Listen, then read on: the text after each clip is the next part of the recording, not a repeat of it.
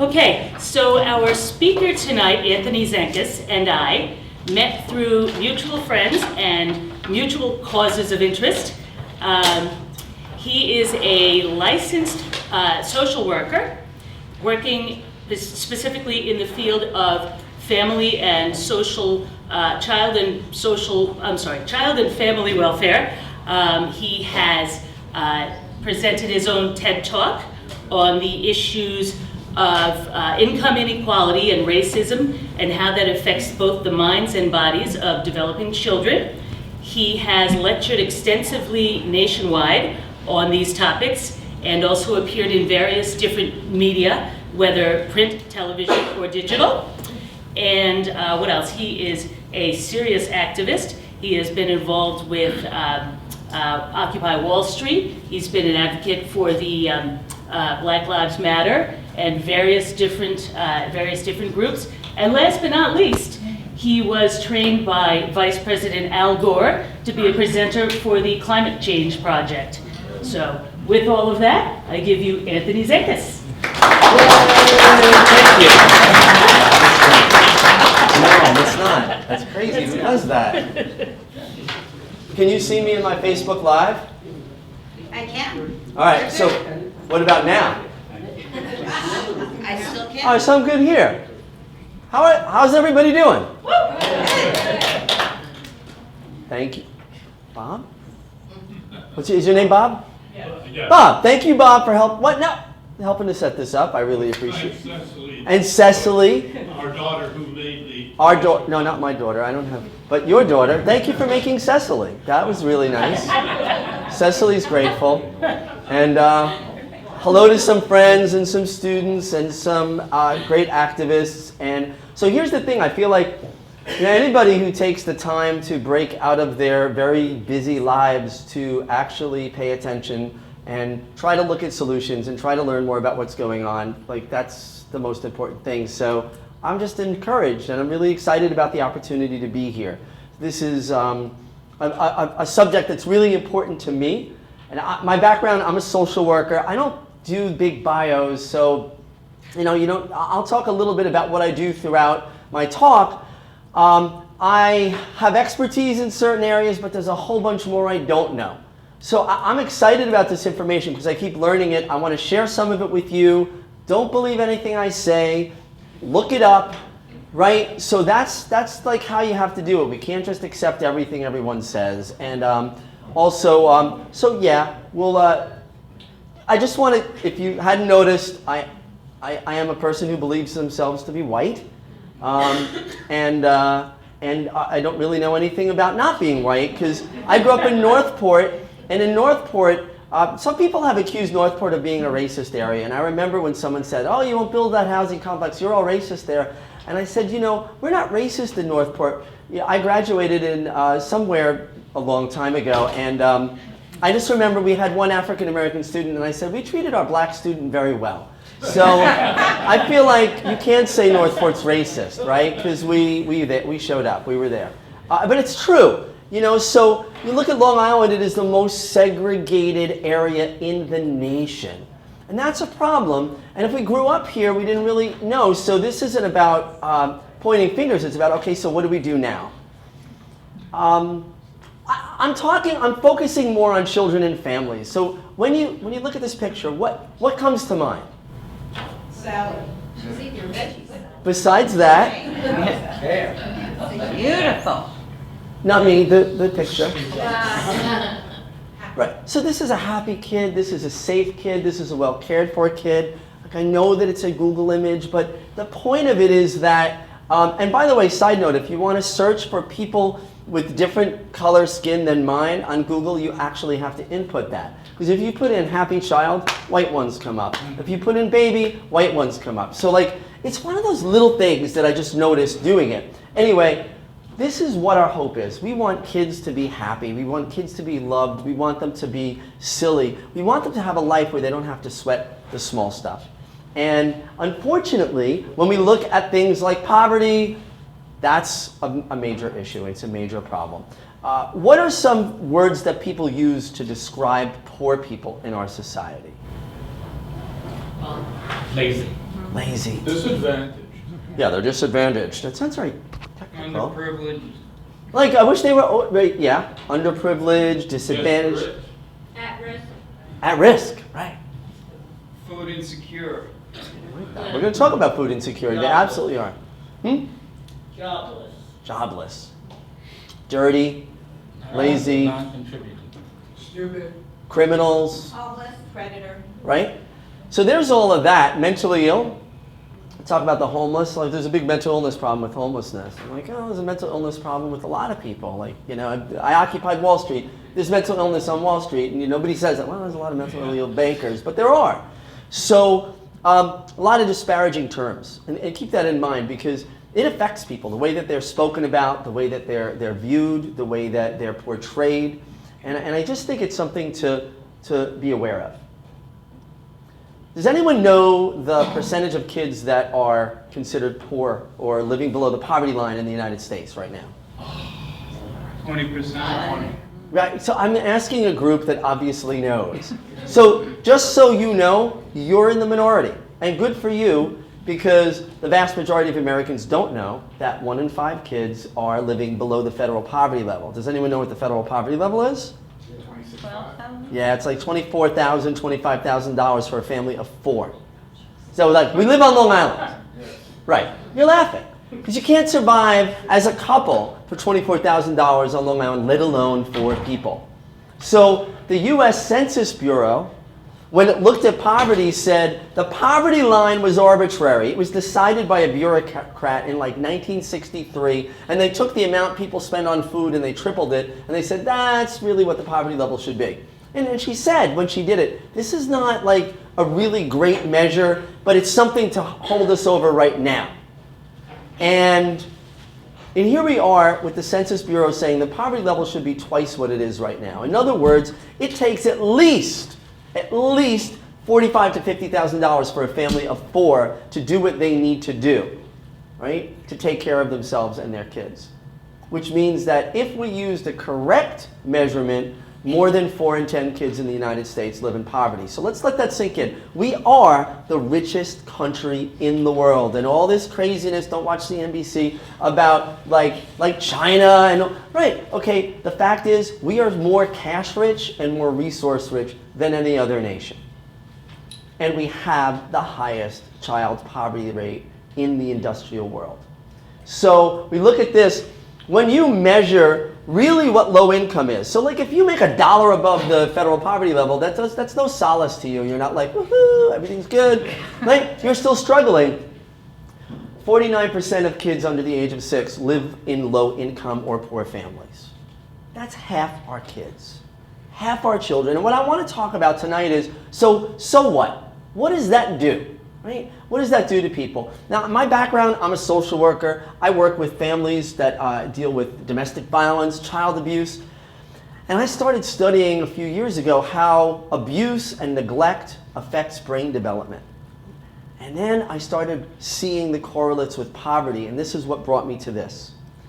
And let's talk about race. And the reason I mention the fact, my positionality, I'm white, I'm middle class, I'm male, I have privilege that I do not deserve and that I was born with.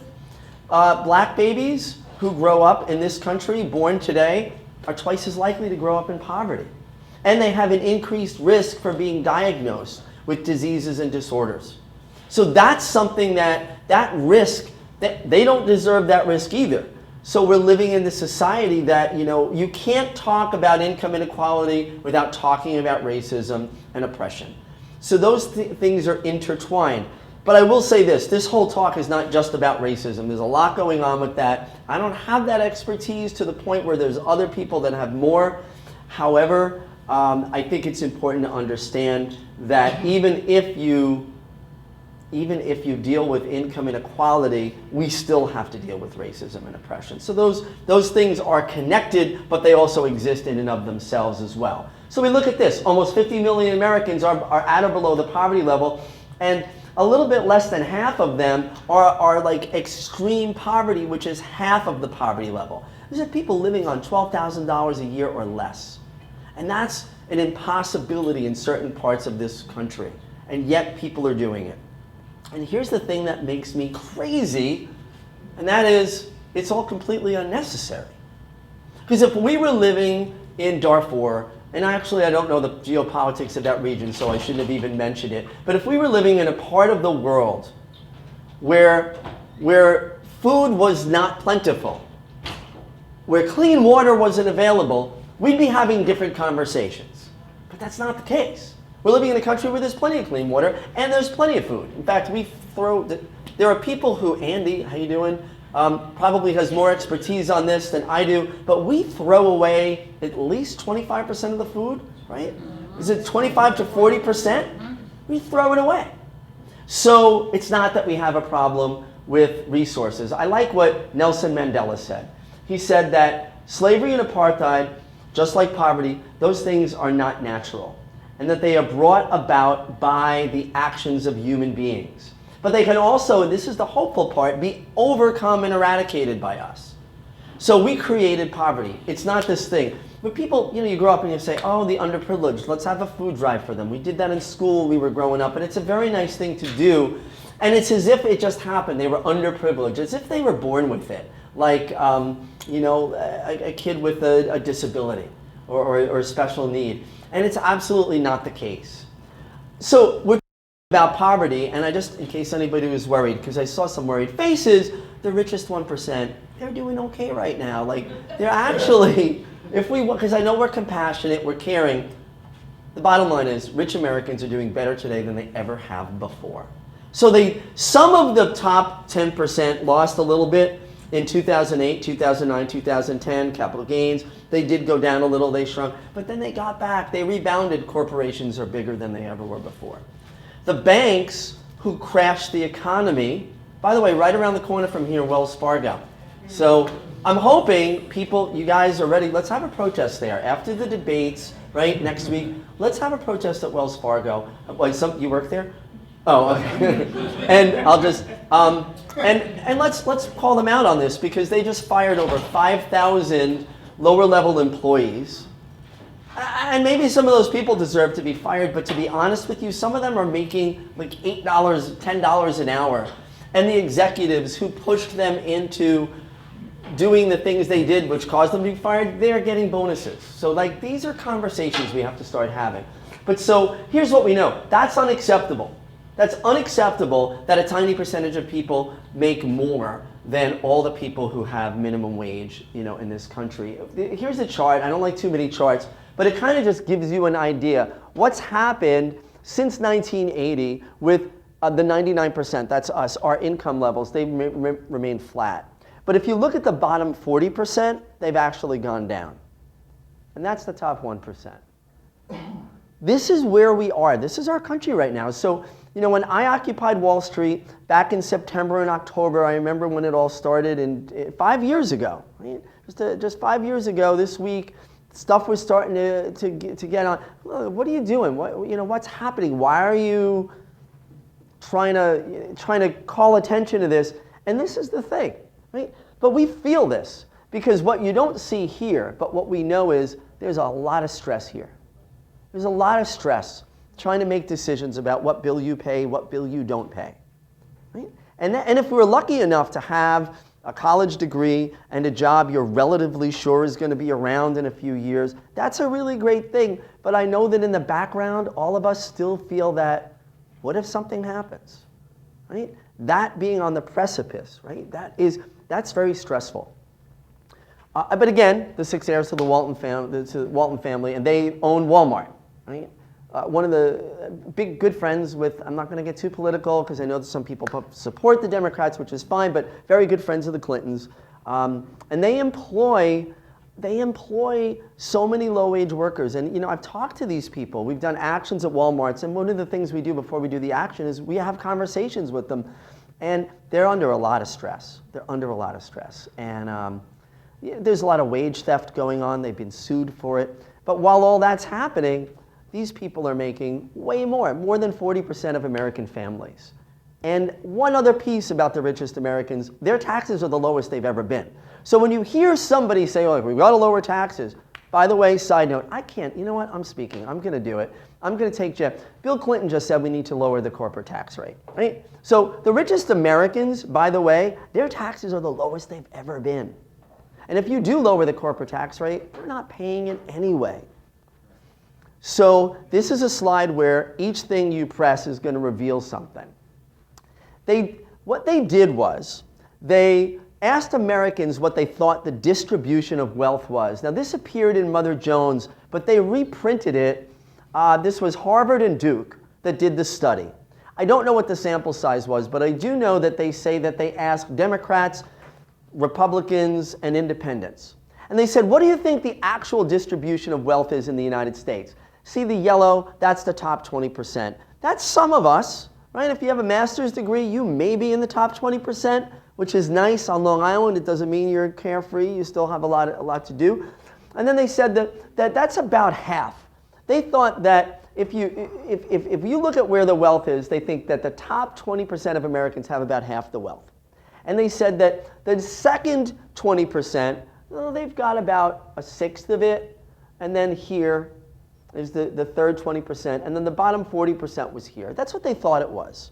So if we look at the next one, this is what they asked people what they would like it to be. This is even what conservatives said.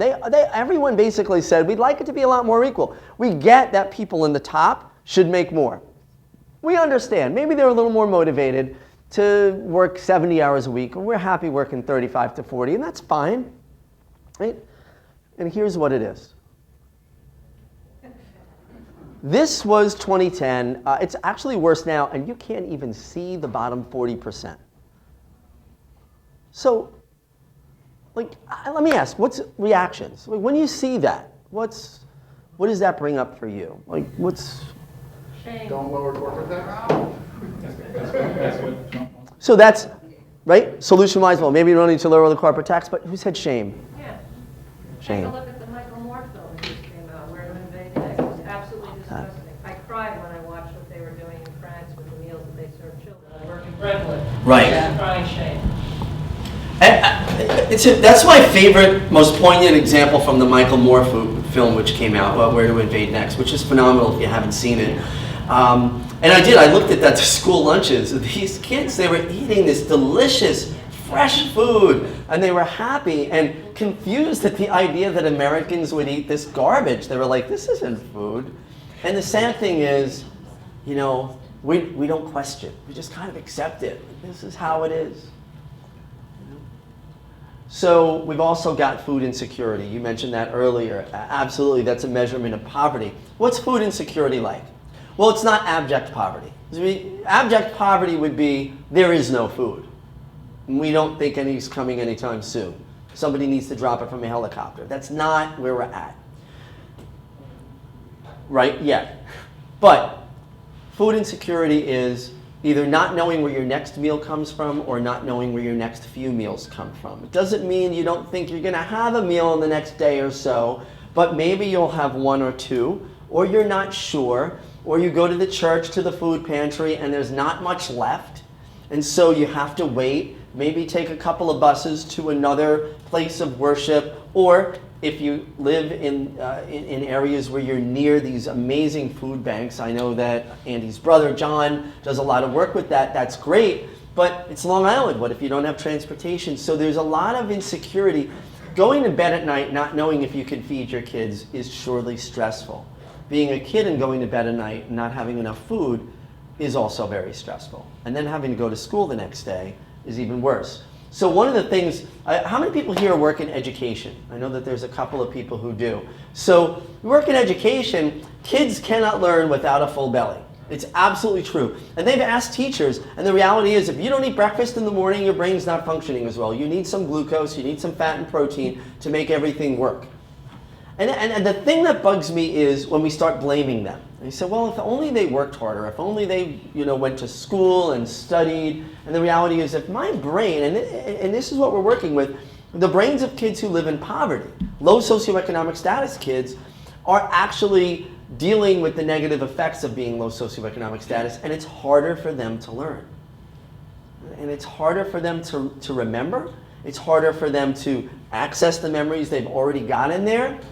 and that starts a cycle of cumulative disadvantage because it starts very young. We know that homelessness and poverty are on the rise. In the United States, since 2008, there's been well over 5 million foreclosures. And many of those foreclosures have been illegal. Banks were called out on this. They did robo-signing of foreclosure notices, when they could have negotiated. But they didn't want to negotiate because those properties were valuable to them and they're sitting on them waiting for the price to go up. But what we do know is this, and this is according to the medical community, that more foreclosures equals more abuse. That for every 1% rise in home foreclosures, there is a corresponding 3 to 6% rise in hospital admissions for serious and significant physical abuse of children. That includes abusive head trauma, which we call shaken baby syndrome, and that can actually result in the death of a child.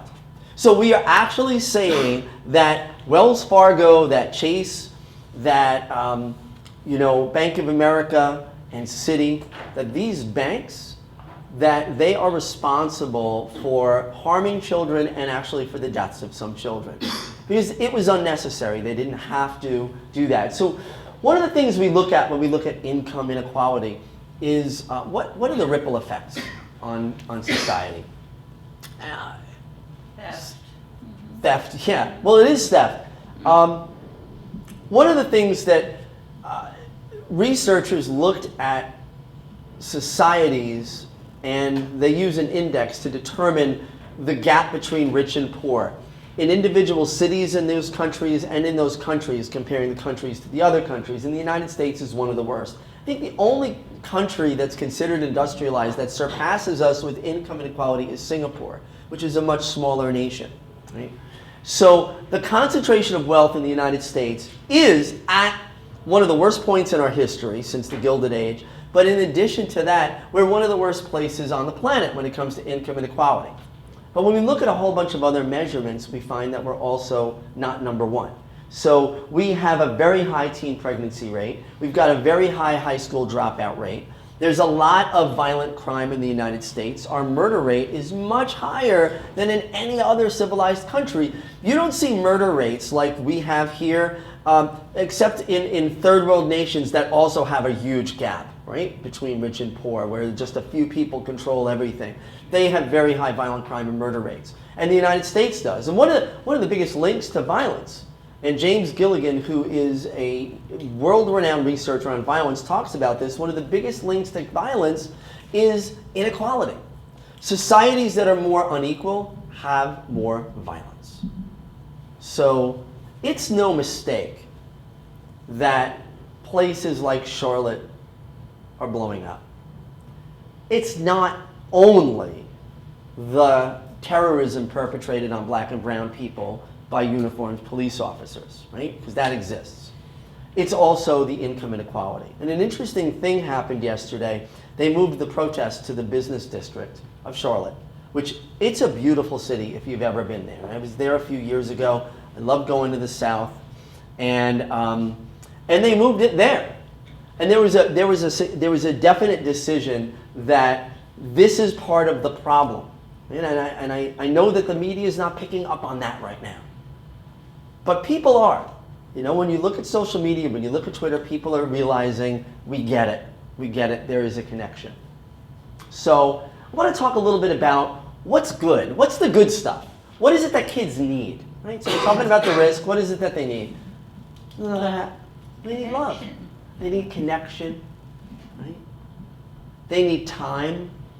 They need, I feel like, this again was a Google image, but I feel like that's a real mom and baby because they have that connection. You could see the eyes of that child locking in with that mom's eyes. So here's some interesting study to brain development, pretty interesting, that baby can actually recognize the dilation size of their mother's pupil. And even if it dilates a millimeter or 2 millimeters more, that sends off a chemical reaction in that baby's brain. Because when you're in love, by the way, your eyes get bigger and they dilate, like in the cartoons years ago. So, and so that mom loves her baby, and her eyes get wide, and the baby releases oxytocin and endorphins, which bond to the opioid receptors in their brain. That's amazing. And it starts the pathway of understanding what love is, and it starts the pathway of empathy because they begin to understand that another person is there, that they have emotions, and that when you're happy, I might feel a little happy. So, right? So they're matching their emotions with their mom. This is the template, and it could be a dad, whoever the primary caregiver is. But in patriarchies, usually it's the moms who have to take care of the kids. But that connection is necessary for the growth of that child's brain. So one of the things we've been lied to about for a long time is that genetics determine who we are, and it is absolutely scientifically not the case. So I've looked at a lot of research on this. Genes don't make you who you are. Genes are pretty useless without the environment. They don't just do much on their own. Genes need the environment to either turn them on or off, and to let them know how often they need to transcribe to reproduce. So you need genetic instruction, but you need the environment to spur it on. That environment could be the cell or surrounding the nucleus, or it could be the chemical environment going on in the body, or it could be the physical environment outside of you or your social environment, because all of that translates into chemical messages in the body, and when it does, it actually affects the way genes develop. And why that's important is your brain just doesn't grow on its own because it's programmed to. The brain needs social interaction. If you take a kid, don't try this at home, but if you take a kid and put them in a closet when they're like 6 months old, and you have little robot hands that feed them, and they get everything they need for sustenance, but it's dark and they don't have human contact, one of two things is going to happen. They will either they will not grow, they will have failure to thrive syndrome, where literally their craniums will be very small and their bodies won't develop well, or they'll die. Because humans actually need connection. Human babies on their own are like, there are some animals that are born and they're just ready to go. Anyone like horses here? Right? No? Yes. So when a horse foals, the foal is born, what does that do? It's literally the horse is born and he kind of wobbles and then he just gallops off. Sharks have little shark babies. They just swim away. See you later, Mom. They don't have that connection. That attachment's not necessary. Human babies, completely useless on their own. There's really not much they can do. They can't eat for themselves. They can't fend for themselves. They can't stand up and walk. They can't communicate. They can't even sit up and hold their heads up. They can't do anything on their own. They need at least a parent. And that's why babies are programmed for attachment and for love. And it's necessary for them. What they need is an unstressed and attentive parent.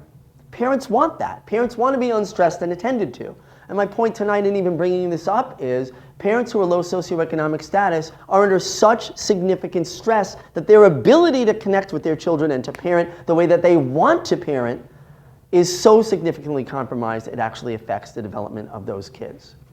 So here's what we know. Research shows us that parents who are low socioeconomic status have a much harder time. You want to go to back, delete, whatever. That's okay. They have one more. All right. They have a harder time attaching to kids. They're less likely to attune to their children. So look, if you take 2 buses to work each morning and 2 buses home, you're up at 4:30 in the morning, you're home at 8:30 at night, your sister watches the kids, you're exhausted. Are you reading with your kids? Not that you don't think it's important, but people have bandwidth. We have so much energy and emotional energy, and then it's that. And then if you have to worry about, is the water going to be shut off? Detroit, within the past couple of years, they shut off the water to 30,000 families who were just minimally at least 2 payments behind in their water bills. Why? Because Detroit needed to collect money, and that's what they decided to do. Instead of taxing the richest people, they taxed the poor, which is happening over and over. Right? So they're less likely to attune to their children. They're less involved in children's schooling. And again, this isn't blaming parents in poverty. This is basically saying they're so stretched thin, they don't literally have the time or the emotional energy to do some of these things. And they're engaged in more harsh parenting, and I want to talk about that for a minute. What's harsh parenting? Right? If I've got the time, I'm a rich parent, I've got the luxury to say things like, you know what? Let's have a timeout. What's your name? Scott, if I was your father, Scott, and right? And I would be very proud, and I would say, Scott, listen, I know that you had a problem at school today, and you knocked Tommy's book out of his hand, and let's have a conversation about that, and then I'll give Scott a timeout, and we'll do it. That's great to do when you have the luxury of time. But the parent with the 2 buses back and forth each way, who's completely exhausted, who has unmet physical needs because they haven't been able to get to the doctor or they can't afford to, is in a position where they don't really have all that slack. Right? So when little Scotty is about to run off into traffic, they swat him in the head. Not because they don't care, not because they want to harm their child, but because that's all they got. And it would be Scott whose phone is going off right now. Scott, I'm going to give you a timeout. All right, let's go. So we know that babies that don't have the proper attachment have higher stress. And what does stress do to us? It makes them less likely to explore their environments confidently. People who've studied attachment have actually shown that kids that are less likely to explore their environments, they look at them 2 years down the road, 4 years down the road, 8 years down the road, don't do as well in school. So their academic achievement is compromised. So the first thing we notice this is that kids who grow up low socioeconomic status have a harder time attaching to parents because parents are more stressed. And when their parents are more stressed, they have a harder time getting that secure base of attachment and exploring their worlds. Those kids, when they go to school, have a harder time connecting socially and academically. And then we see the whole idea about harsh parenting. National studies that are done every 10 years have shown a significant correlation between child maltreatment, abuse and neglect, and poverty. Being unemployed or losing your home does not make you hit your kid. However, it definitely raises the risk factors that make child maltreatment more likely, and also that cut you off from the resources needed to help you parent to your best capacity. Again, this is not about blaming people who are low socioeconomic status. It's a window into understanding. One of the problems is people don't understand. They judge. They judge and they say, oh, look, there's a lot of families who are, who are poor, who are involved with child protective services, as if it's just because they don't care for their kids, and that's not the case at all.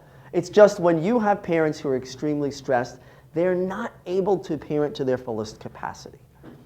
So we know that this should be changed now to the current poverty level, so $25,000-ish. They're 22 times more likely to abuse or neglect their kids. That's huge. So those kids who are growing up poor, those kids who are growing up at the lower end of the ladder, and what we're looking at mostly is the bottom 40%, those children are not getting the relationship with their parents that they need because the parents are not getting the support that they need to properly parent. When you look at society and evolution and the way humans grew up, we are tribal people. Right? We are a tribal species that grew up in clans for 98% of our evolution.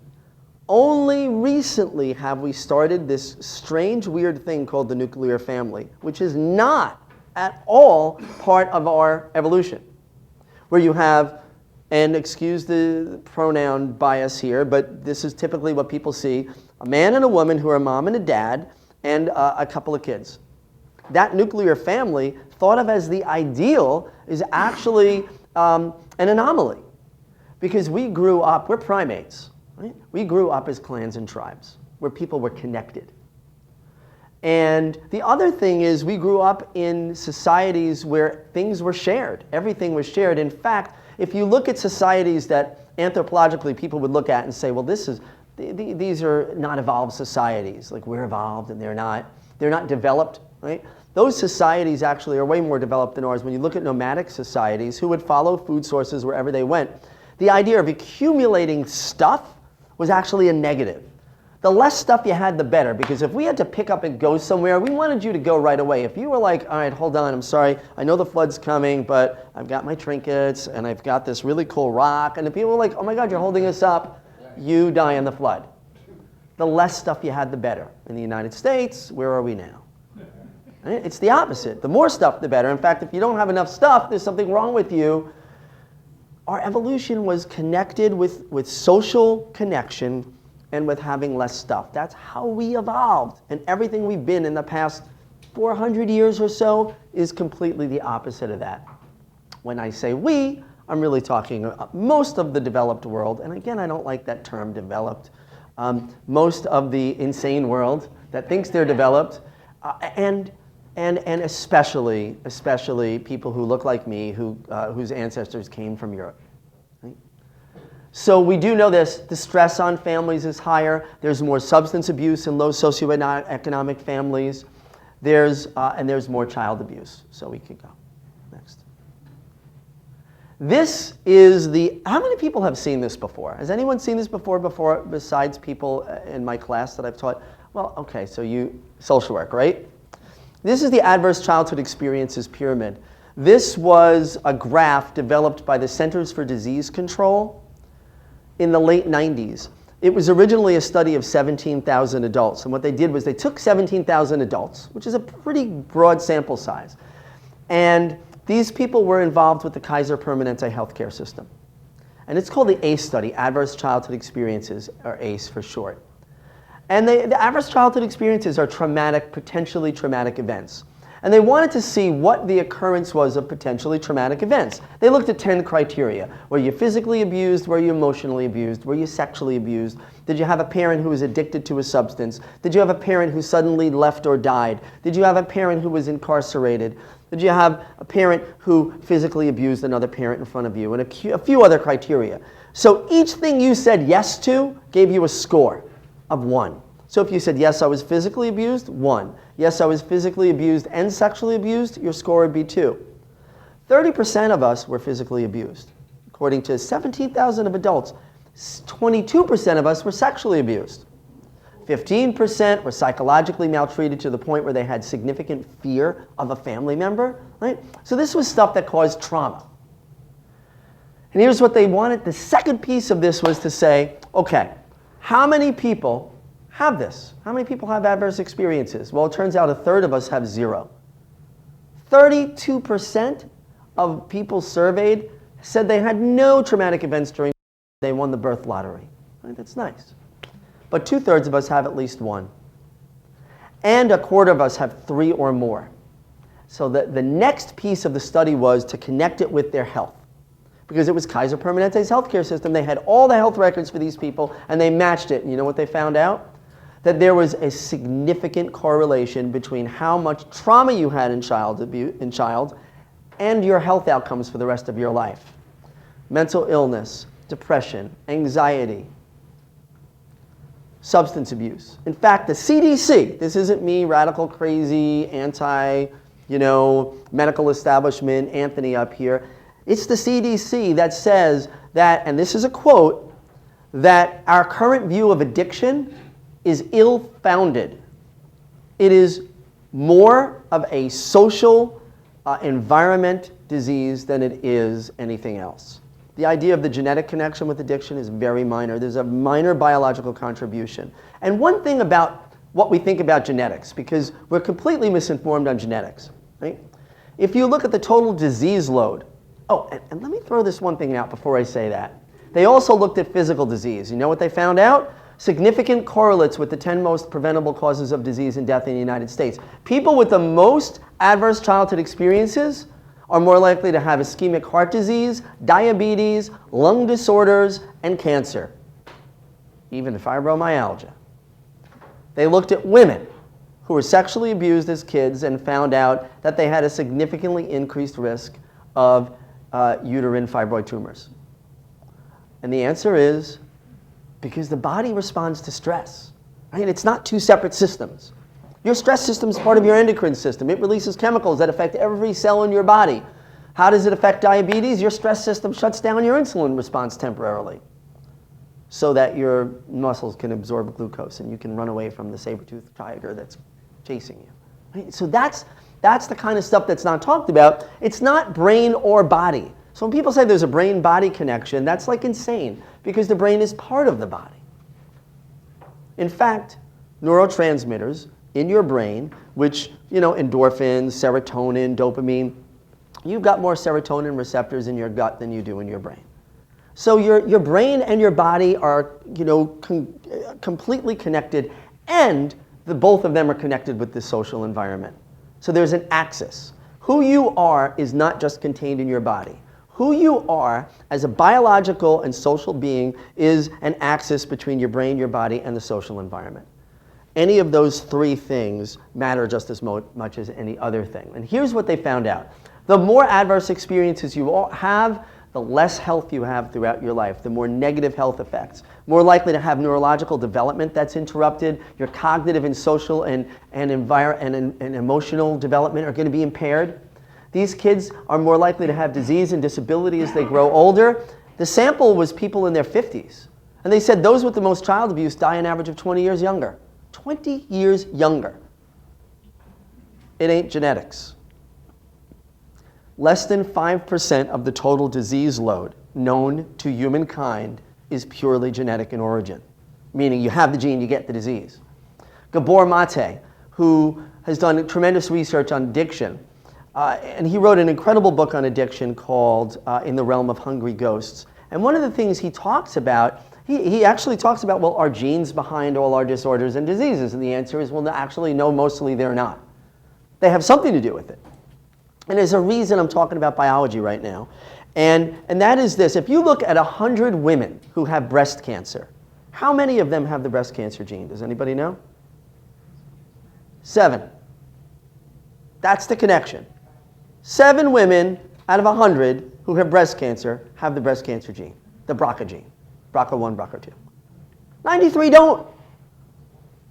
But that's a correlate, because if you take 100 women who don't have the gene, well, much fewer of them get breast cancer.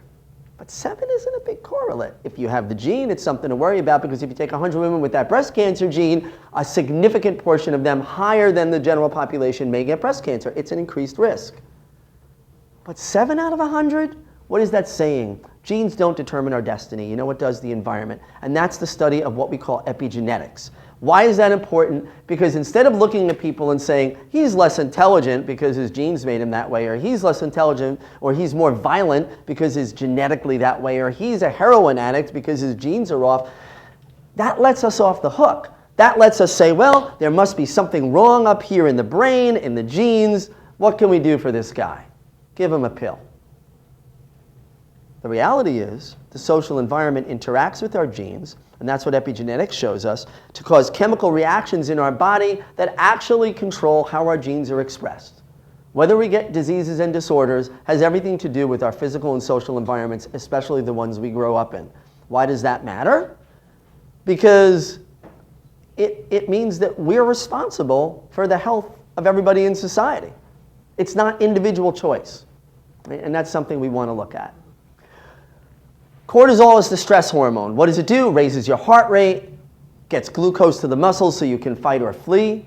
Cortisol raises your blood pressure and your respiration so you can get oxygen in there, right? It's your fight or flight mechanism. So if someone doesn't like my presentation tonight and they go, that was horrible, and why don't you like capitalism, and why'd you talk about all this science? And I think they're going to hit me. I'll run away and my heart will race. And I'll get out of here, right? That's my fight or flight. My cortisol level goes up. But it's only supposed to go up temporarily and then come right down. Kids who live in poverty, low socioeconomic status, their cortisol levels are going up and spiking for like hours and days and weeks and months at a time.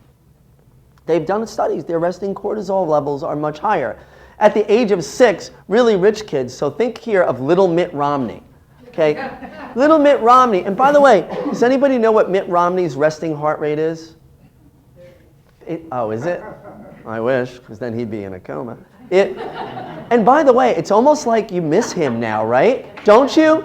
Weren't you like, well, I guess we kind of miss Mitt Romney now, because we've got Trump, who's like your crazy cousin.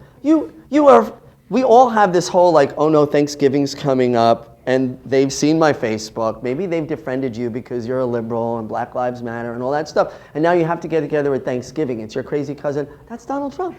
Right? That's who he is. Except he could be president. So here's Mitt Romney on the left. His resting cortisol levels at the age of 6 are really low. By the way, his resting heart rate was 52. It's like an athlete. The guy, he wakes up, he works out. When he lost, he was like, oh, well. You know, it wasn't a big deal for him. I think he still has $250 million. Yes? Isn't Mormonism a lurking factor there that they have healthy behaviors to begin with? It may be. I will say this, I know nothing about it. So, but if it were just Mitt Romney and all Mormons that had low cortisol levels, that absolutely would be something that I would consider. And do they have healthy lifestyles? I really don't know. No smoking, no drinking, no screwing. Well, see, I don't know if I agree with the last one. Until you get married. All right, okay. But, and thank you for the point. But so when you look at the resting cortisol levels of kids at the age of 6, there's not a big difference between middle class and low socioeconomic status, right? They're kind of near each other, but they're definitely higher than the rich kids, but look what happens by the age of 10. So the point is that you've got much higher levels of stress hormones when you're poor. And what do stress hormones do? Well, when you're in the middle of a stress event, your frontal cortex shuts down. That's the part of your brain responsible for advanced thinking and judgment. And here's why. You're walking down a trail, and you're having a hike, and it's a nice day, and you're feeling relaxed, and then you see what you think is a snake. Maybe you're afraid of snakes, like I am, and you jump back. Your hypothalamic pituitary adrenal axis, your HPA axis, kicks in gear. It releases glucocorticoids. Your cortisol levels go up. Your heart rate goes up. And you step back, and you're being really careful. What if that's a snake? I don't want to get bitten. It could be a poisonous snake. Your frontal cortex shuts down. That's the part responsible for advanced thinking and judgment. It accesses memories. It kind of compares memories to each other to kind of distinguish what's going on in the environment. And then, after you step back, it engages again. At which point you go, well, actually, it's not moving. And the little part of your brain that remembers things and has pictures in it says to the frontal cortex, that picture looks a lot like a stick because it's not moving and it looks like a stick and I think that's what it is. And then you go, oh yeah, it is a stick, and you walk up and you pick it up, everything's fine. But it's really good that your frontal cortex shuts down right away. Why? Because if the opposite were true, and you're walking down the trail and you see what you think is a snake, and you go, oh, I wonder if this is a stick, and you pick it up and you get bitten, and then you die. So evolution is very functional and frugal. It says, okay, we want the frontal cortex to shut down, fight or flight takes over first, then we think. So think about this. Kids who live low socioeconomic status are in fight or flight all the time. And their ability to have advanced thinking, judgment, and impulse control is significantly compromised from the minute they wake up in the morning to the minute they go to sleep at night. And what happens? They get diagnosed ADHD. And then they get a pill. ADHD is a descriptive. It's a description. Like they're moving around a lot and they have a hard time focusing. That's not a disorder. That's a reaction to the environment. If you know anyone who's a veteran who came back from Iraq or Afghanistan, those that were in the urban areas where any loud noise or any sudden movement could mean physical harm to you or somebody you were with or death, your brain configures itself to scan the environment very quickly for loud noises and sudden movements. That is a survival skill. So when people come back here and there's a loud noise or a sudden movement, that can cause them to get hypervigilant. And sometimes it's confused with PTSD, and they could have PTSD too. Veterans have a much higher level of that than the general population. However, the hypervigilance is your stress response system on steroids, thinking, oh my God, survival, any loud noise or sudden movement could mean I'm hurt or dead. And that's what kids who are growing up in these environments are doing. You sit that kid in a classroom, put him in a chair, and expect them to sit there for 45 minutes straight, and somebody slams the door, their heart rate goes up, and it stays up for 40 minutes. They're not calming down. Why? Because the part of their brain responsible to say, hey, it's only a door slamming, isn't even connected to the rest of their brain. Because kids who grow up in survival mode all the time, their brains, and they've done PET scans and CAT scans, and they found this out, they're not connected as well. They're geared for stress. They're not geared for being in a state of growth. And that's what makes it harder for them. It doesn't mean they can't learn. It means when they do, they've worked way harder than someone like me has. Right? So, come from a two-parent family. My brother and I lived in a nice little middle-class house in North. Had a family business. You know, it wasn't a perfect life, but I'm lucky and privileged. And I had things and I didn't have to worry. I didn't have to worry if the lights were going to be on when I came home. They always were. I didn't have to worry if there would be water. There's always water. And there was always food. And there was love and there were people around. And that I just took for granted. Right? And that's not everybody's life.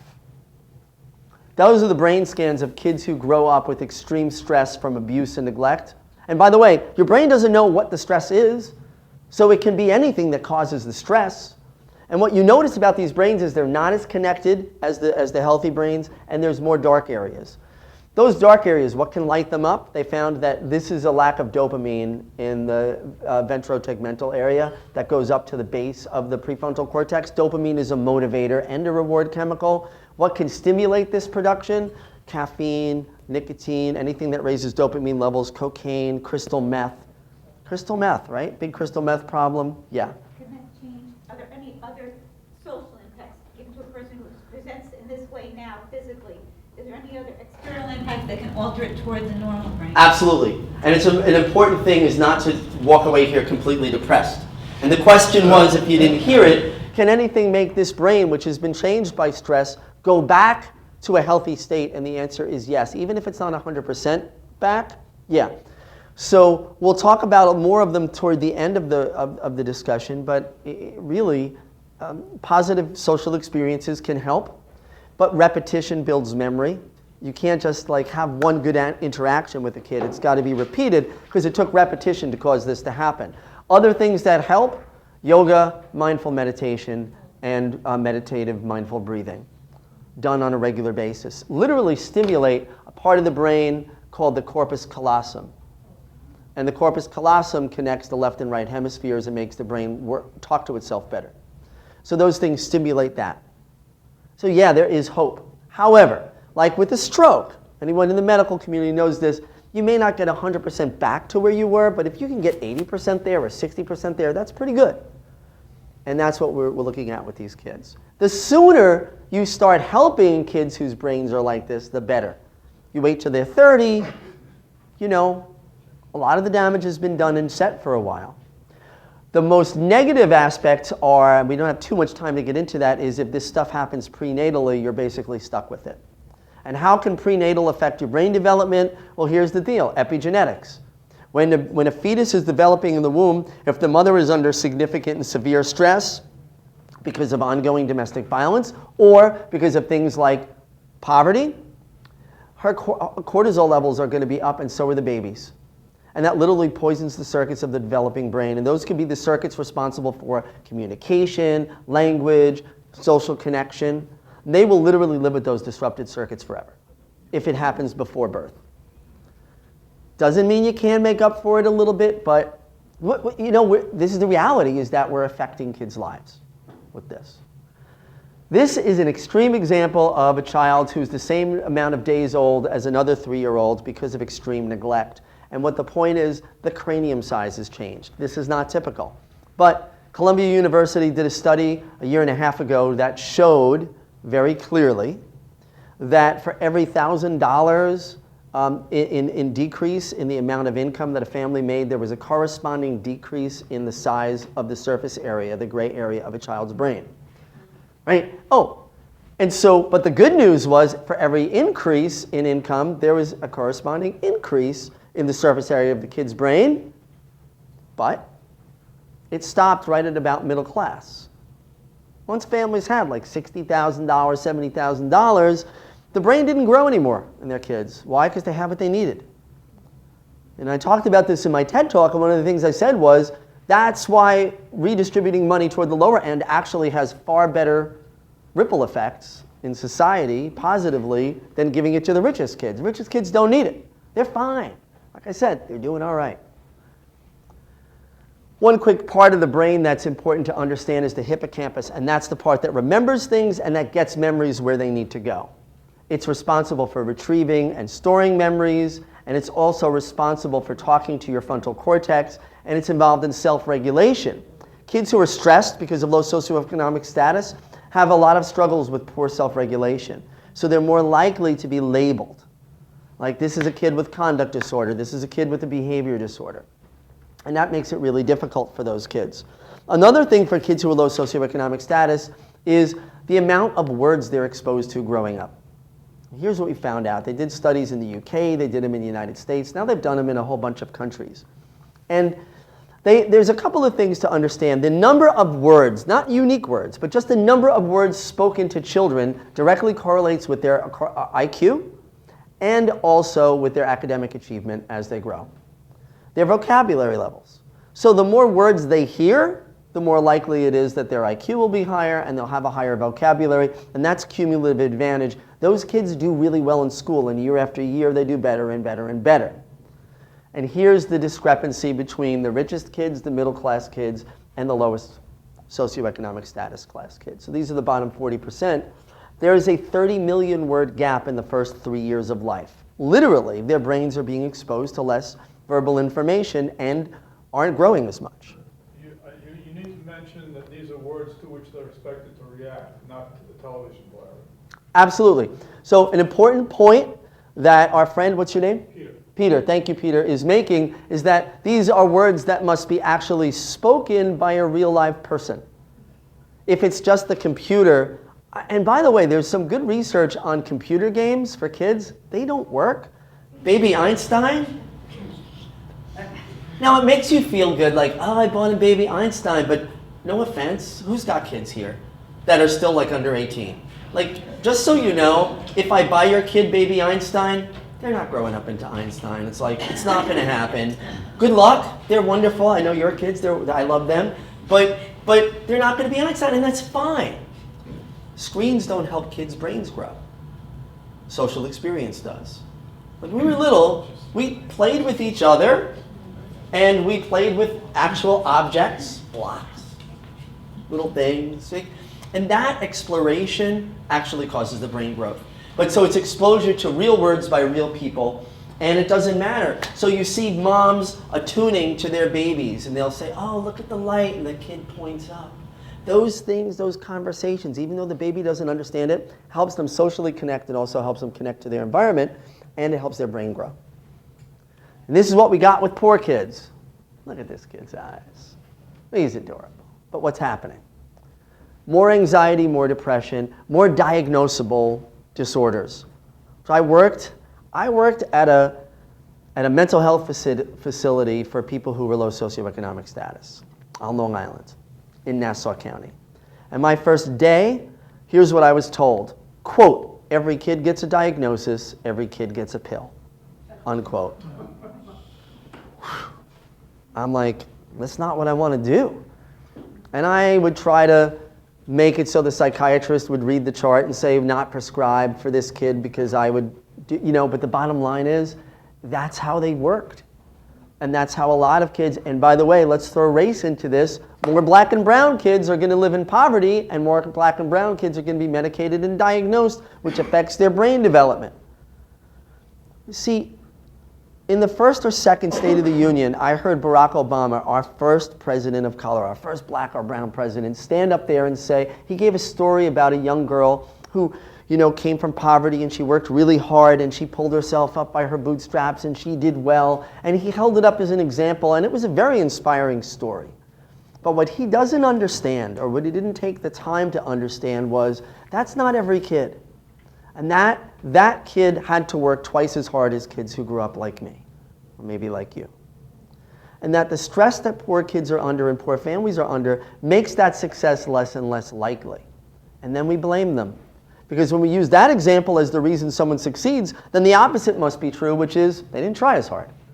What we're not saying is their brains are different, their bodies are different, they're under more intense, pressure, and they're not developing the way kids who have less stress. Hey, we live in Huntington, right?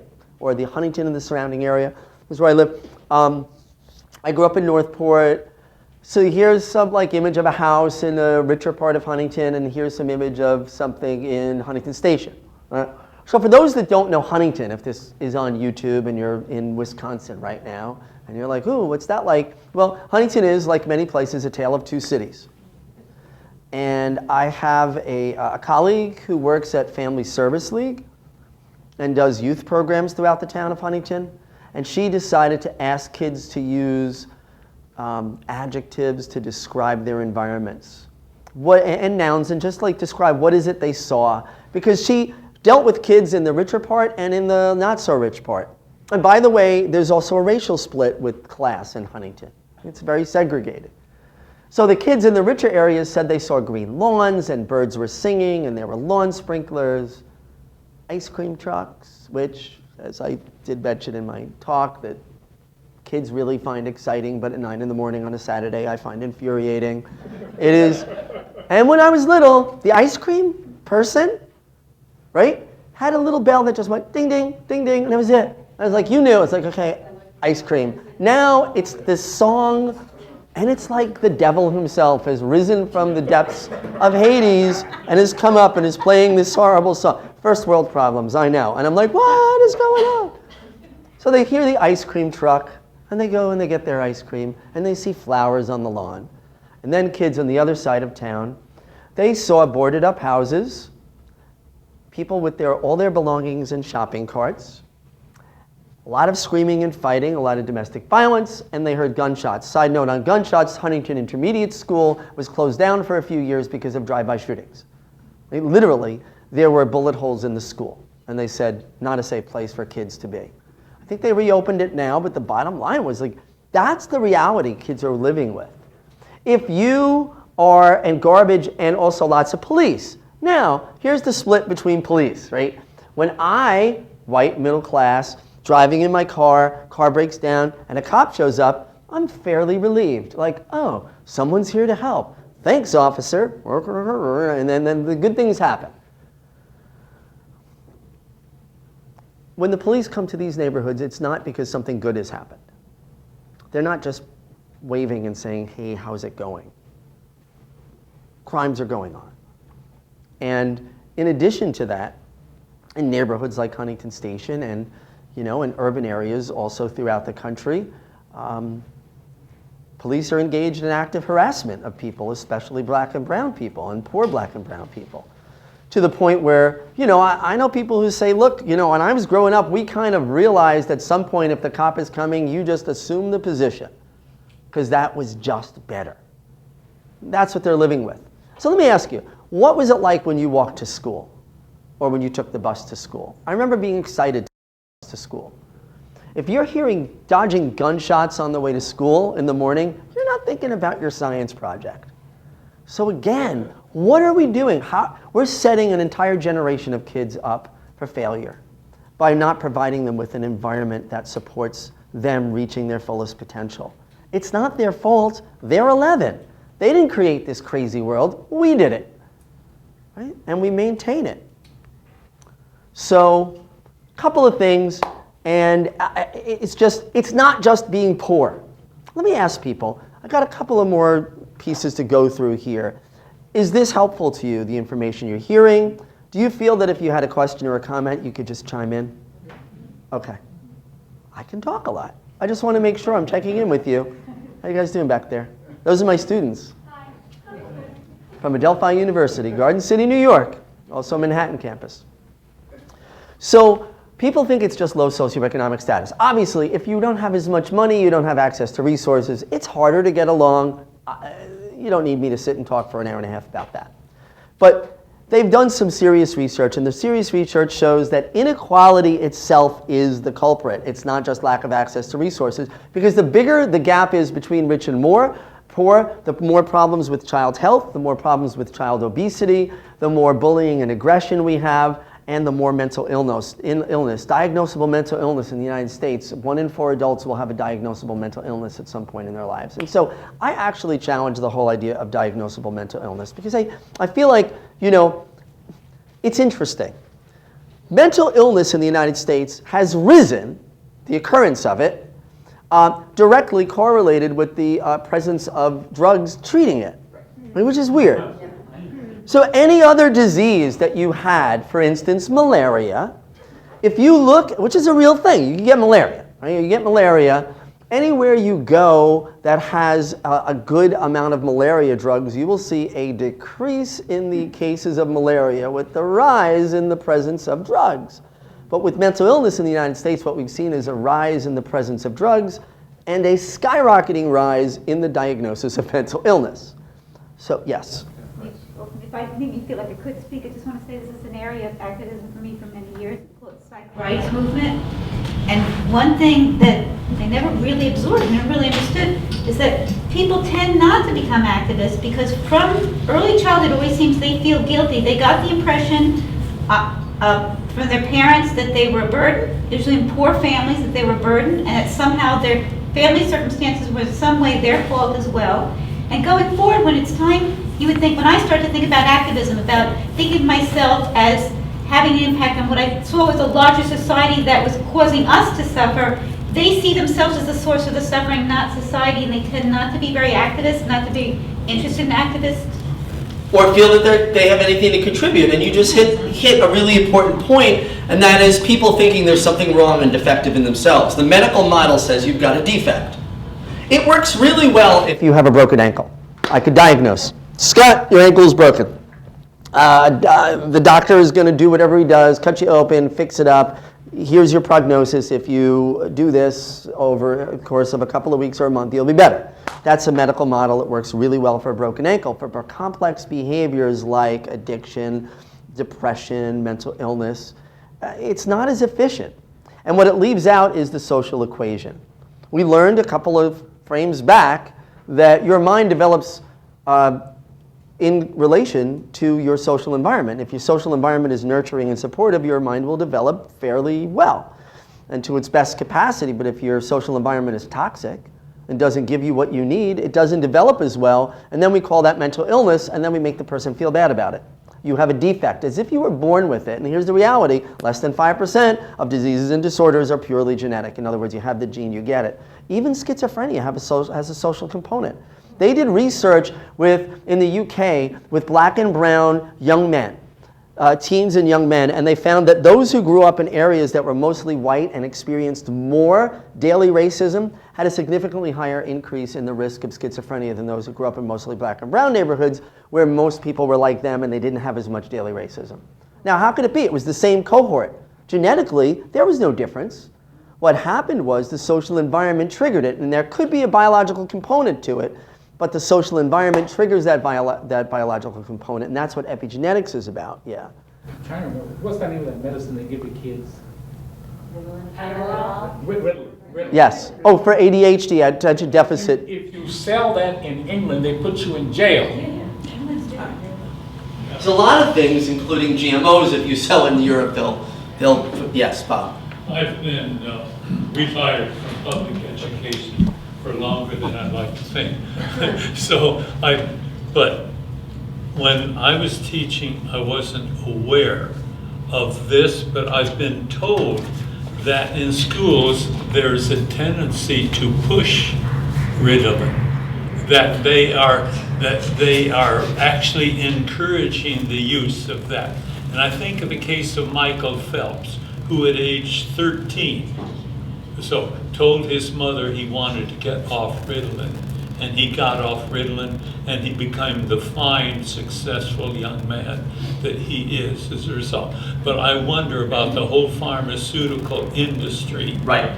And what. Well, and that's a good point to bring up. Could you repeat the things that people were saying? Yes.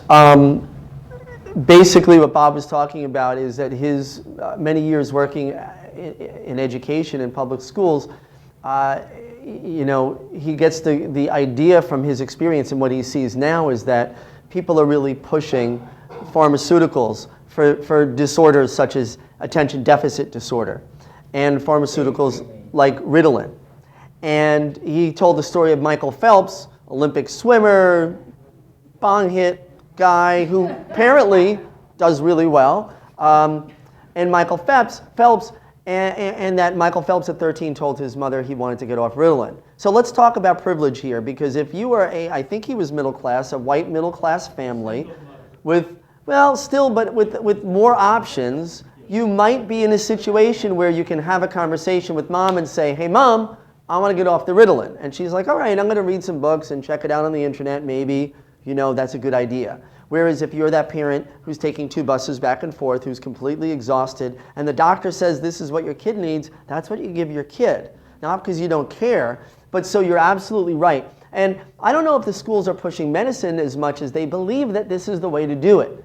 Because everything is looked at as a medical problem, and it's the Western way of looking at problems. Like, here's the problem, here's how we solve it. It's very patriarchal. Like, we're problem solvers. Like, I'll have a woman who's a friend call me up, and she'll have a problem, and she'll tell me, and I'm like, well, here's what you need to do. And she's like, I just want to tell you what's going on, but I want to fix it. So patriarchy is all about, here's what you need a pill. Instead of really looking at what's really going on.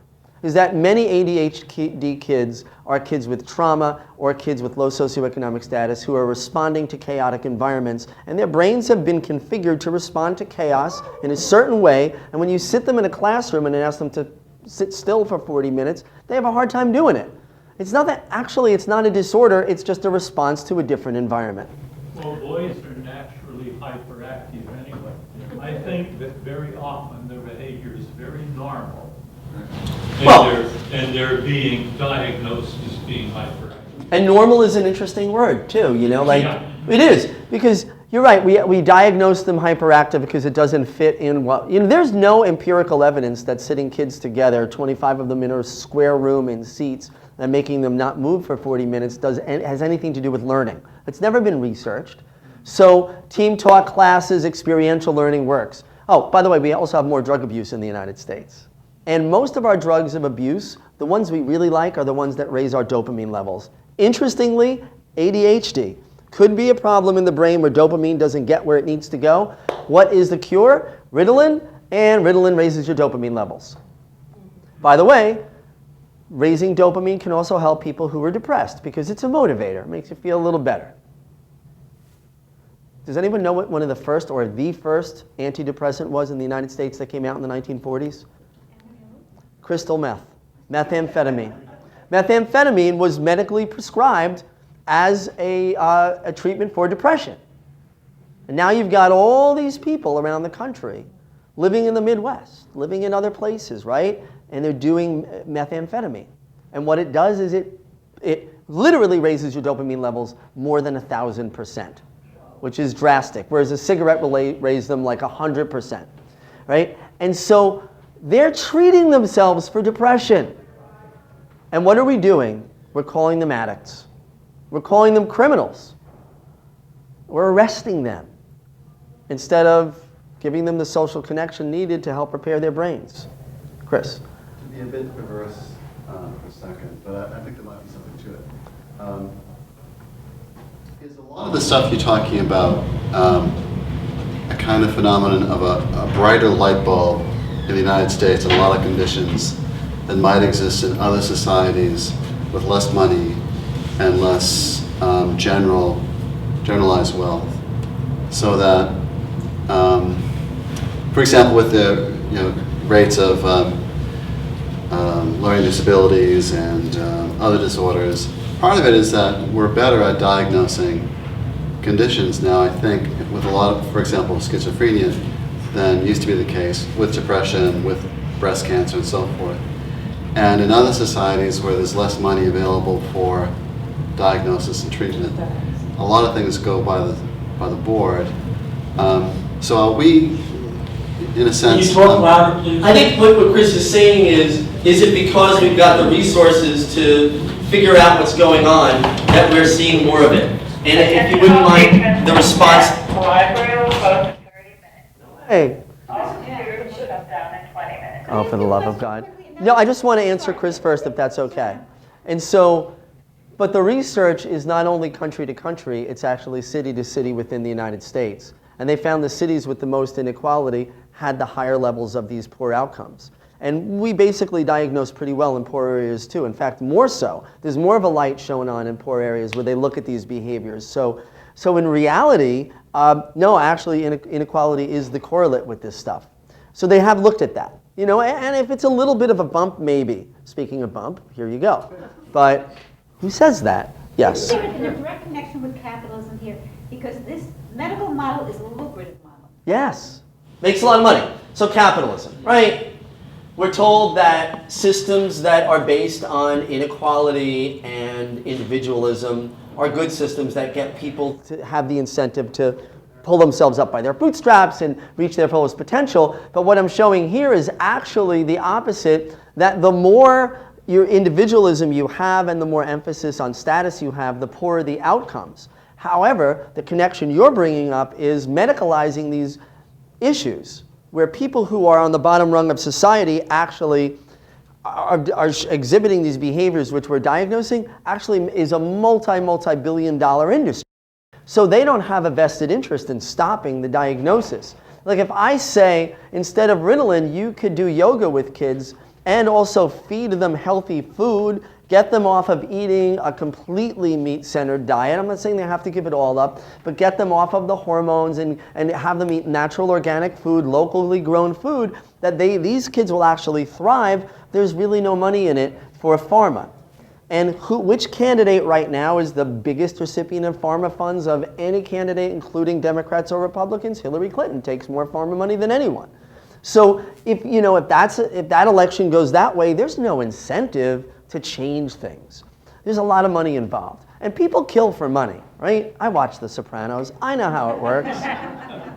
Just, there's a couple more. Mass incarceration in the United States. We know this. Michelle Alexander, New Jim Crow. People literally, right? An entire generations literally living behind bars, and the incarceration rate for black and brown people in the United States is way above that for white people, but even for white people it's higher than in the rest of the world. 2 million people under the control of the criminal justice system, many for nonviolent crimes, and most of them poor, right? And so you have bankers who crashed the economy and crossed the world economy. I think the estimates were somewhere around $14 trillion, and they don't go to jail. They get to go to fundraisers with candidates. And at the same time, a kid who tries to beat a $2.75 subway fare has the crap beaten out of him, and he's thrown in Rikers. I mean, the case of Kalief Browder, if you have time, go on YouTube and look at Kalief Browder, K-A-L-I-E-F, Browder. And Kalief Browder was a young man of 15 or 16 who was accused of stealing a backpack in New York City, which he didn't steal because he didn't have a backpack on him. And he said, "Officer, I didn't have a backpack on me." And yeah, well, actually, the arresting officer said, "Look, we'll just process you downtown," because that's their attitude. We'll bring you downtown, we'll process you, and and he ended up in Rikers. This kid goes to Rikers at 16 and is there for 3 years, 2 of which he spends in solitary confinement, which, according to the United Nations, is a human rights violation. So one of the biggest human rights violators in the world is the United States. And it's mostly because of our criminal justice system and our foreign policy.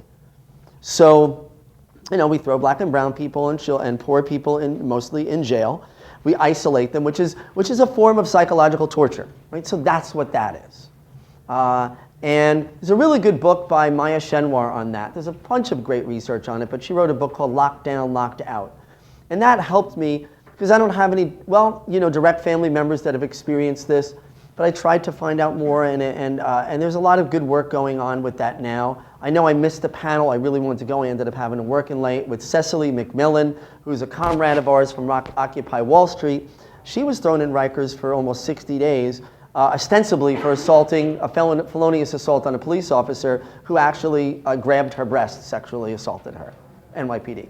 Right? So, but she started doing organizing and talking to people in jail and finding out the stories of these people. There are moms in jail. Now, we talk about the necessity of connection with babies. Do you know how many moms are in jail that have kids that can't connect to their children? So that whole generation of kids.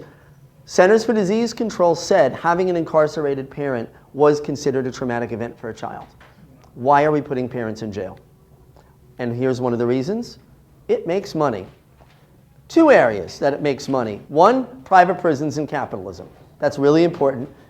But it's not just the private prisons, it's also the public prisons, and we've got to talk to the unions because they don't want those prisons to be closed down either.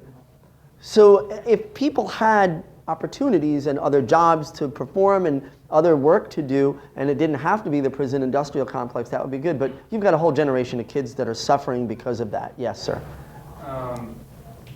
Just off of what you just said, a lot of now that it's in vogue for politicians and other people of supposed import to propose medicalization of drugs or addiction as an alternative to incarceration. Yet that's just really another form of control and profiteering, in my opinion. At what point can we have, I don't want to assume you believe anything, but there's some great researchers out there like Carl Hart or Stan Peele. At what point can some of these people come out and stand up and say drugs should be legalized in the United States? This is insanity. It's a very good point. I've met Stanton Peele. Stanton Peele wrote an important book around 20 years ago now called The Diseasing of America. And he questioned the idea that substance abuse was a disease. Now, without getting too much into this, here's the important thing. Before we called it a disease, we said it was a mental deficiency. We blamed people for their addictions. So saying it's a medical disorder or disease was actually a step up by saying, this is not your fault, it's not a choice, you have a disease, and it does fit the disease model very well. But to just stop there and not look at the social influences is the problem. So there are medical treatments that can help people who have addiction. But what I'm suggesting is we widen the lens past the medical model and we look at the social environment. Why? Because the social environment actually has a stronger impact on whether a person becomes addicted than their biology does. Give you an example.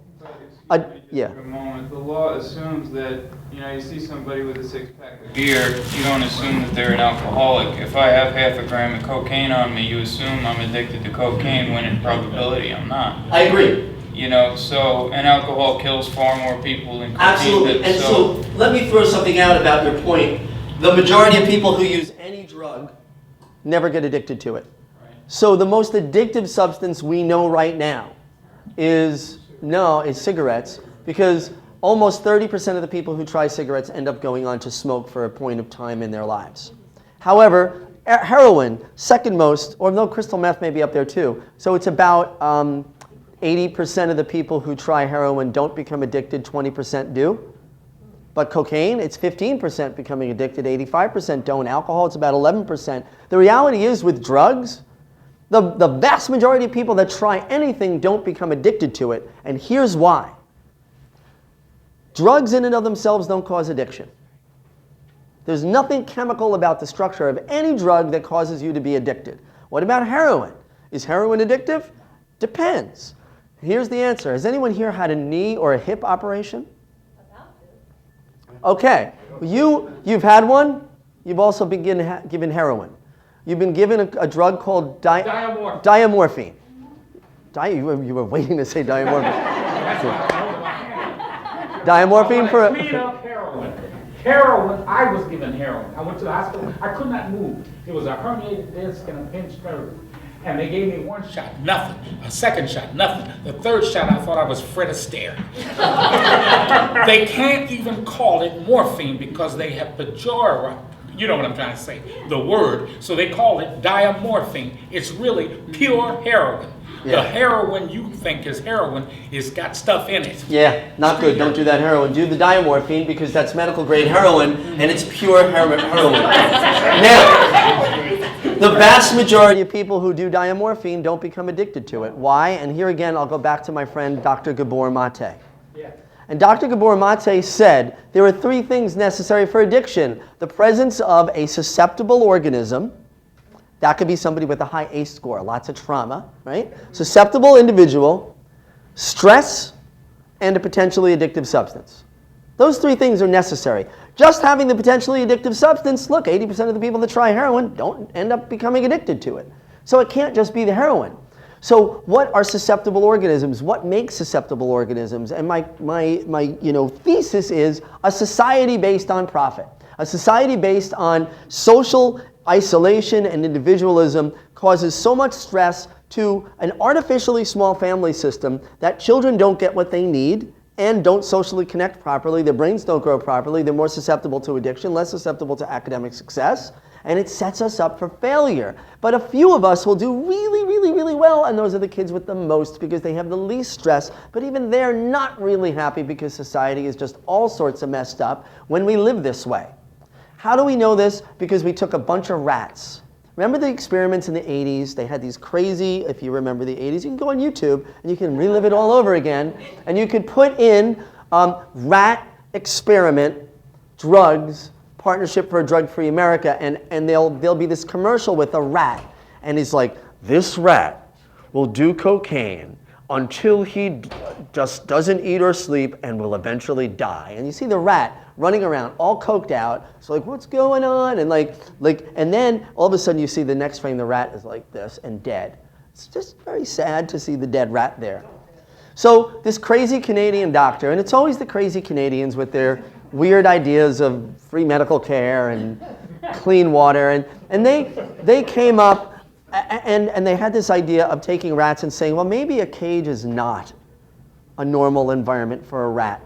Maybe it's stressful in the cage. Rats, like humans, are clan type animals. They need to connect. So he built a rat park. His name is Bruce Alexander, and he built a rat park, and it was about half the size of this room, and they had like little hills for the rats to frolic on. The rats hung out with each other. They could have sex, and then they could have little babies and cuddle with their babies. And at the end, at the very end, was a little tiny tunnel that they could go down with a little bottle of sugar water that contained drugs.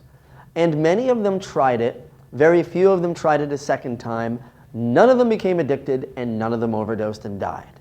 It's the environment. When we have human connection or rat connection, when we feel part of something greater than ourselves, when we experience love, we tend not to harm ourselves and try to supplement our lack of brain chemicals with chemicals from the outside. In his book, In the Realm of Hungry Ghosts, now, I don't work for Gabor Mate, but he's got a lot of good work here. And one of the things he said was, you know, heroin bonds to those same chemical receptors that the baby, those chemicals bond to when the baby bonds with her mom. And so attachment actually stimulates those opiate receptors in your brain. And so what else stimulates the opiate receptors? Heroin, morphine. And he describes a 25-year-old heroin addict who said that the first time she shot heroin, it felt like a warm, soft hug. And so here's my question, and thank you for bringing up legalization of drugs.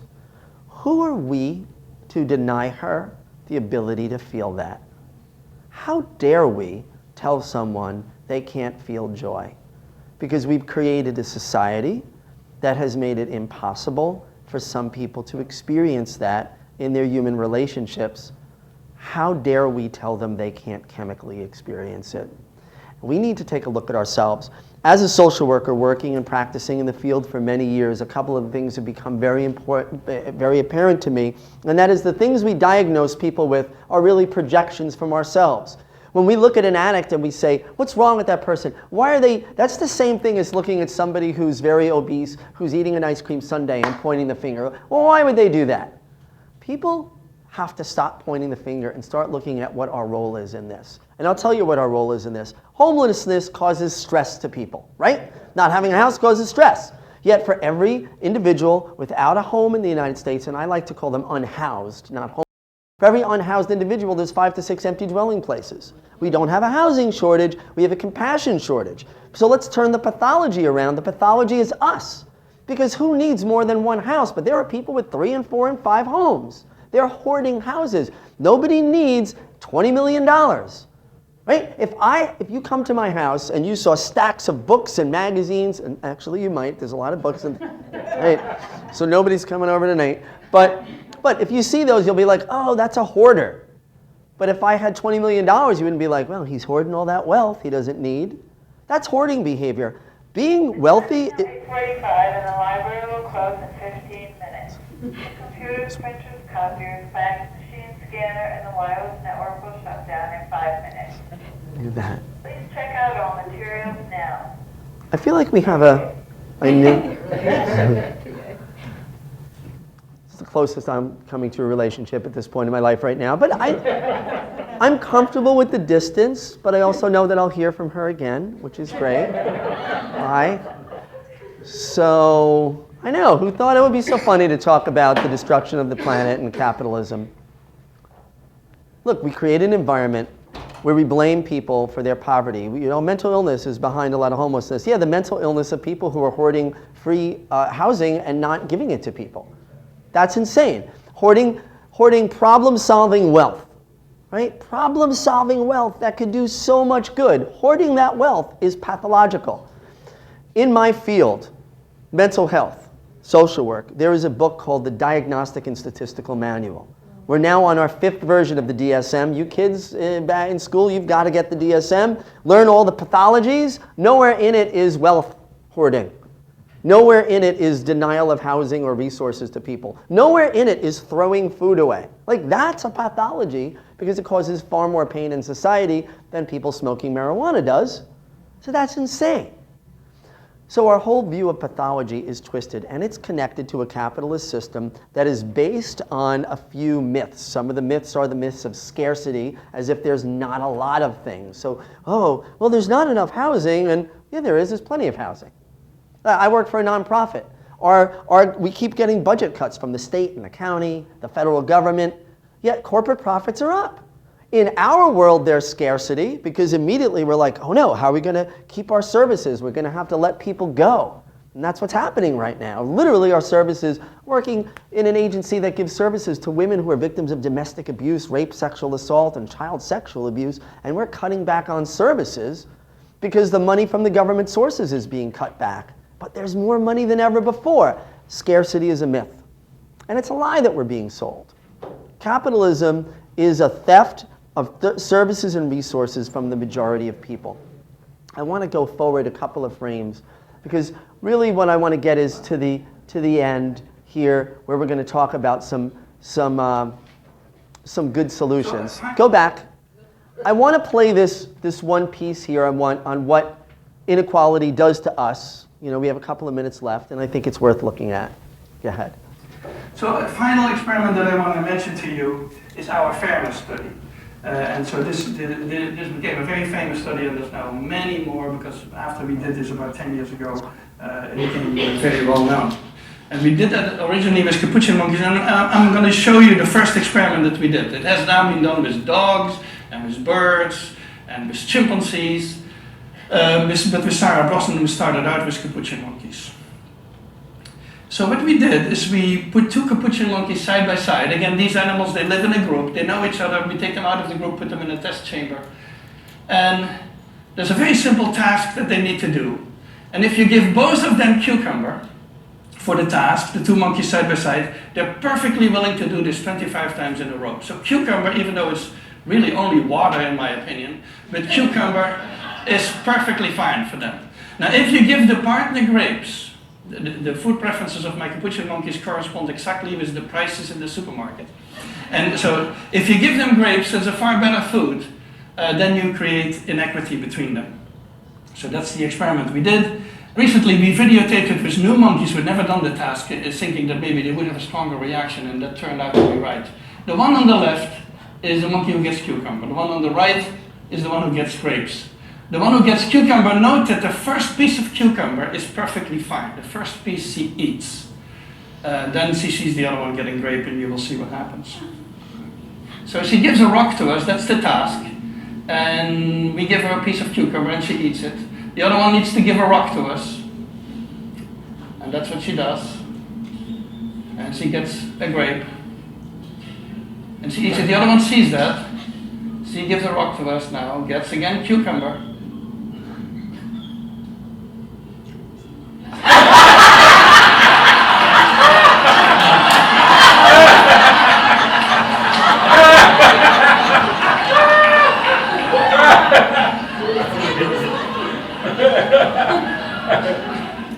She tests a rock now against the wall. She needs to give it to us. And she gets cucumber again.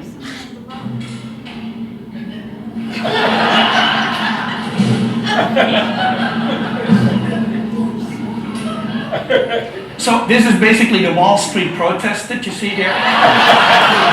So go to the frame that shows social disconnection. Keep going. And one of the things we're looking at is, I know it's funny to watch, but that's us.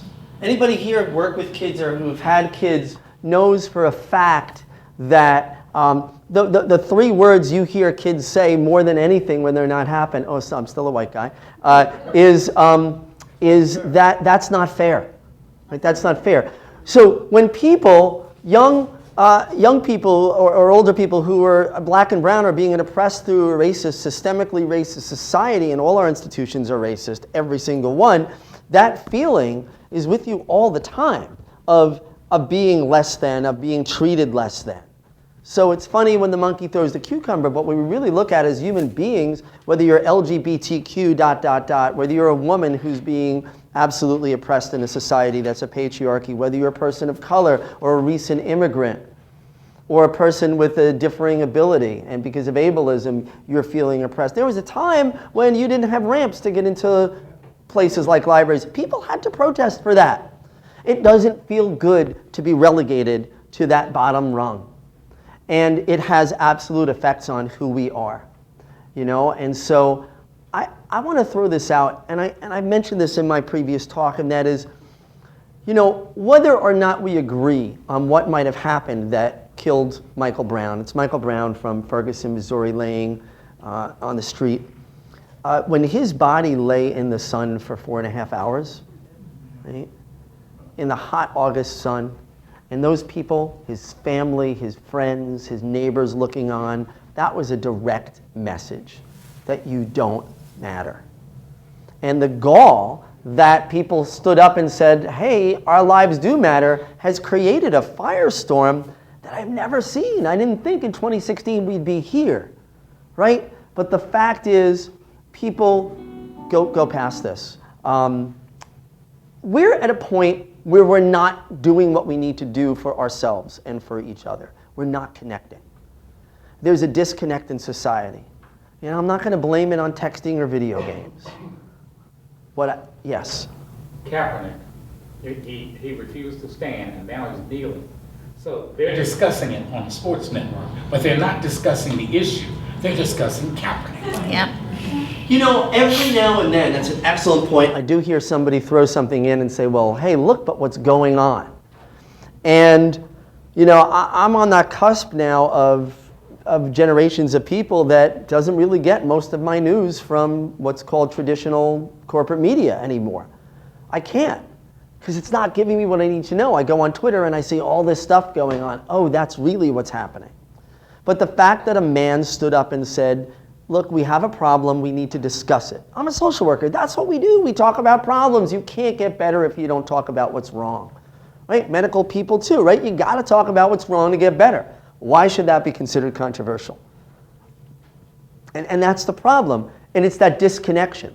Because people are growing up in gated communities where rich kids don't grow up playing with poor kids anymore, where white kids aren't playing with black kids, where you've got communities where undocumented people, recent immigrants from other societies, they're not mixing with other people. It's like all these separate existences. And you go to any typical social environment like a mall or a bus or a subway, and everybody's got their heads in their devices. Like, I love my device, it connects me. But it's more than that, is that we have to connect with each other, and it's not what's happening. So that's for another day. I talked about some things that work. So yeah, what repairs the brain? Yoga repairs the brain. It's really important. Mindful meditation, nutritious, healthy, locally grown organic food. All this stuff is important, but what's really important is human connection. It's seeing ourselves differently in context with the world around us. It's changing our language. It's stopping the pathologizing of normal responses to abnormal and toxic environments. Instead of calling people drug addicts, call them survivors. I'm a social worker. I've dealt with people who had addiction to heroin and cocaine and crystal methamphetamine and alcohol and pills and on and on and on. And they were all survivors. I couldn't survive for a day on the street, and they're there, and they're surviving, and they're coming to their appointments, right? And here I am. Do I have to take a pen out and diagnose them? No. Let's understand that we have to change the way we look at disease, the way we look at disorder. We'll go on to a couple of more, because there's one last thing I want to show you, and it's we've got to create a society that supports parents and that supports families. So here's the question. Naomi Klein asked it. 5 minutes. The computers are already shut down. Naomi Klein wrote a book called This Changes Everything, and what she basically said was, we cannot solve the climate crisis through a capitalist lens, because that's what created it in the first place. It's an amazing book. It's worth a read. right? And the reality is, so let's apply that to low socioeconomic status, poverty and income inequality and racism, because it was created by capitalism. And can you use the capitalist system to create the problems that capitalism has created? That's like saying, can we use addiction to make addiction less? So if you are an alcoholic, my prescription would be, using that logic, more drinking. No, you can't use the problem to solve the problem that it creates. You've got to go outside of that. And I will say this, I absolutely, definitely, I'm not an economist. I'm not even good at managing my own money. However, I do know this, what we have now isn't working. So people have said, well, what do you want to replace capitalism with? And I said, that's like asking who I want to replace the alcoholic, abusive stepfather with. I just want him out of the house, right? I work in the field of abuse. Get him out, and we'll talk about what happens later. And I think that's what we need to do. And I'm not suggesting we don't be planful. But we have to stop fooling ourselves that what we've got now is the only thing. It's a weird thing we do. It's this lens that whatever is happening now is always what was and always what will be. Like we believe that forevermore people will Beatles were the greatest band. 400 years from now people won't even remember who they are. Like, you know what? Like Mozart, that was only 200 years ago. Can you name a famous artist or author from 400 years ago? Maybe one, maybe two. Look, our system is new and it's failed us. There's nothing wrong with saying, all right, let's try something else.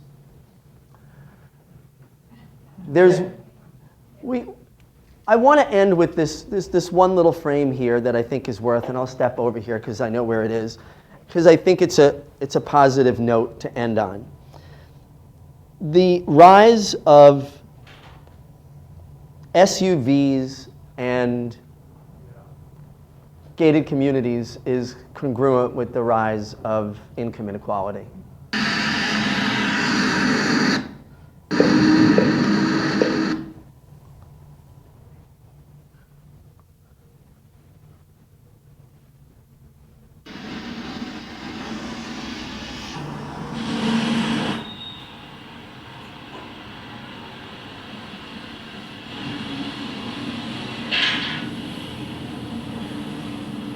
Whoa. Thank you, madam. Pop the handbrake on for me, please. Morning. Good morning. Where's Philip this morning? Philip's not around anymore, I'm afraid, madam. Could I see your identification, please? What sort of identification do you want? I need to see your proof of residency, please, madam. I've got my swipe card, but you've just seen me come out, so it's fairly obvious I live here. Right, yes, that's not acceptable anymore, madam, I'm afraid. I need to see your proof of residency for out here, please. Thank you. I've just used this to come through the gates. Yes, I saw that, madam. Again, as I said, that's not in doubt. Let me explain something to you.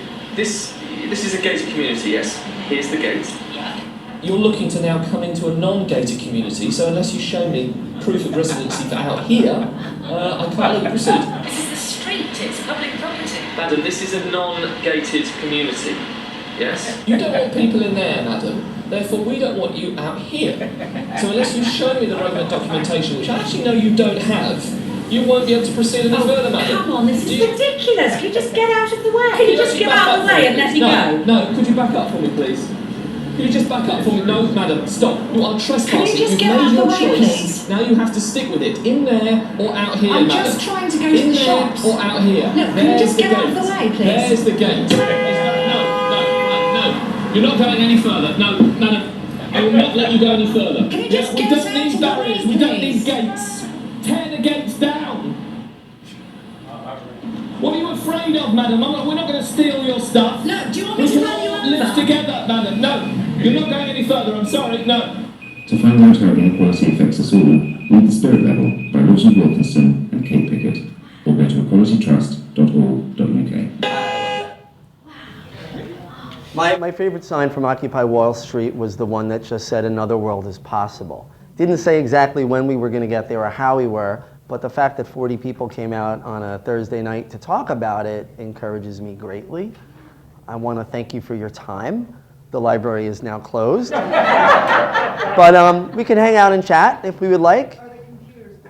The computers have been off now for 10 minutes, so yeah. Do we need ID to get out? You may. I just want to let people know that following what you said about Black Lives Matter, Absolutely. and they're sitting over there, and then we're going to have a full day Thank you. Thanks for announcements. Also related to that. Another announcement from Bob. I love you guys. Thank you, Scott. Can we hug?